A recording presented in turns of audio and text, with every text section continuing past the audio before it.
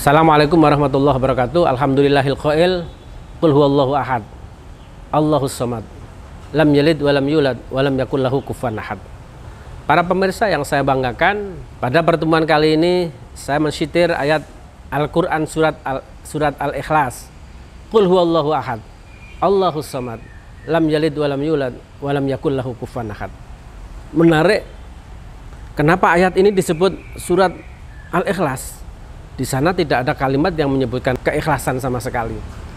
Tapi para mufasir menyampaikan bahwa kenapa ini dimasukkan dalam surat Al-Ikhlas? Kita ingat bahwa kita hidup dari satu, kita hidup ini karena satu, dan kita akan kembali kepada yang satu. Siapa itu? Adalah Allah Subhanahu wa Ta'ala. Qul huwallahu ahad. Bagaimana kita akan bisa menyadari bahwa kita hidup dari satu?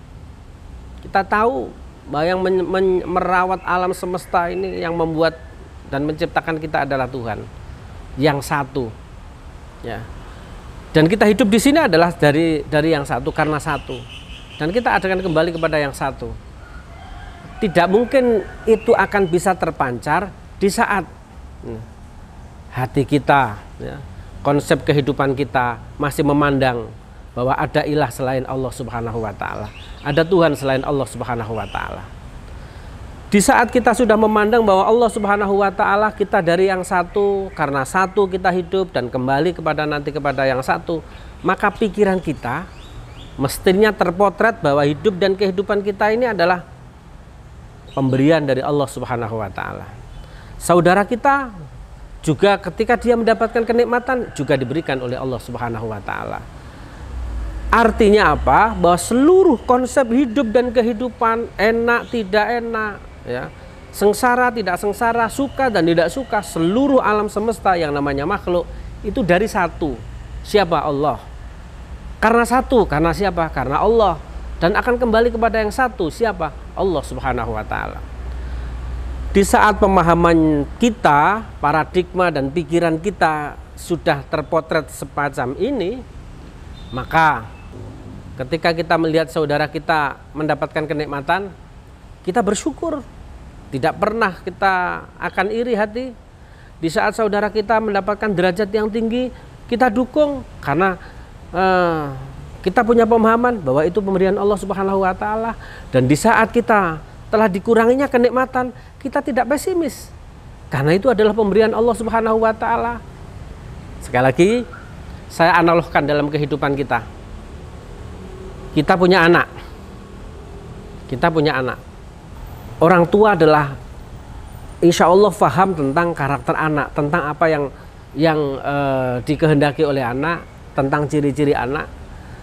Anak kecil, ya, usia 4 tahun, dia merengek, nangis, ya, nangis.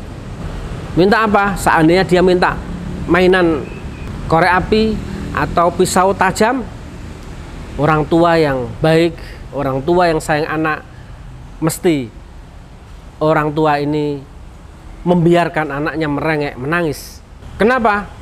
Karena kalau diberikan korek api atau diberikan pisau yang tajam akan membahayakan si anak.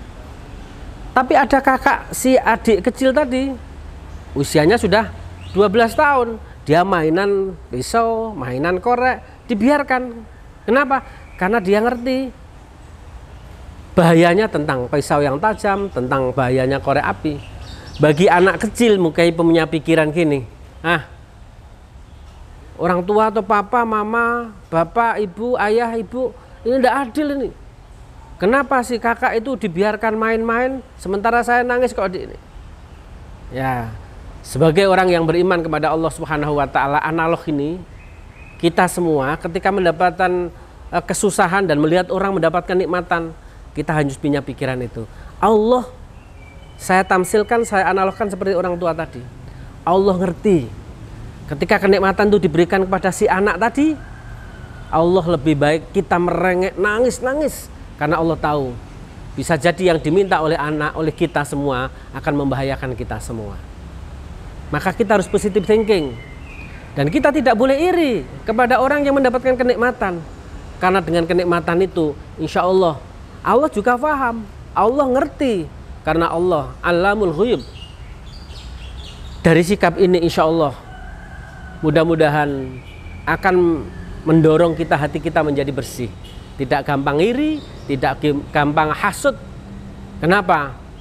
Karena iri dan hasud adalah perbuatan yang sangat-sangat merugikan, karena Rasulullah SAW pernah bersabda, Iyakum wal hasada, fa innal hasada ta'kulunal hasanata kama ta'kuluna narul hataba.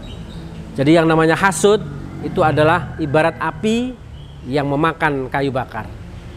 Jadi api itu adalah ibarat hasud tadi, kayu bakar itu adalah kebaikan yang kita tanam. Sebanyak kebaikan yang kita tanam akan dilalap oleh api, ya.